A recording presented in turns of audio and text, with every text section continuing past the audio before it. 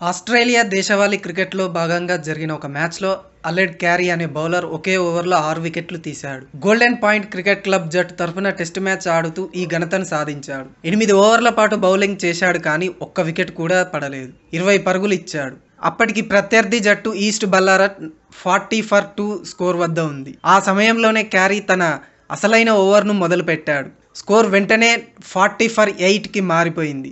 ఆ తర్వాత కూడా ఏమీ స్కోర్ చేయకుండానే ఆ జట్టు మిగతా 2 వికెట్లను కూడా కోల్పోయి 40 పరుగులకే ఆల్అవుట్ అయ్యింది. అయితే మ్యాచ్ అనంతరం 29 సంవత్సరాల క్యారీ మాట్లాడుతూ తనకు అంతకుముందు 4 సార్లు హ్యాట్రిక్ సాధించే అవకాశం వచ్చిందని, కానీ ఆ ఘనత సాధించలేకపోయానని అన్నాడు. అయితే ఈ రోజు మాత్రం తాను చాలా అదృష్టవంతుడినని, తాను మళ్ళీ ఈ 6 వికెట్ల ఫీట్ సాధిస్తానని అనుకోవడం లేదని చెప్పాడు.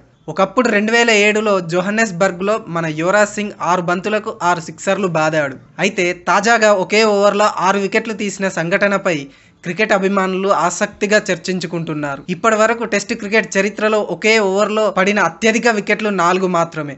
అది కూడా 6 బౌలర్లు సాధించగా అందులో 5 ఇంగ్లాండ్ ఆటగాళ్లు ఉన్నారు. 1990లో లాహోర్లో వెస్టిండీస్పై జరిగిన టెస్ట్ మ్యాచ్లో వసీం అక్రమ్ 4 వికెట్లు సాధించాడు. Thanks for watching SS Media. Please subscribe.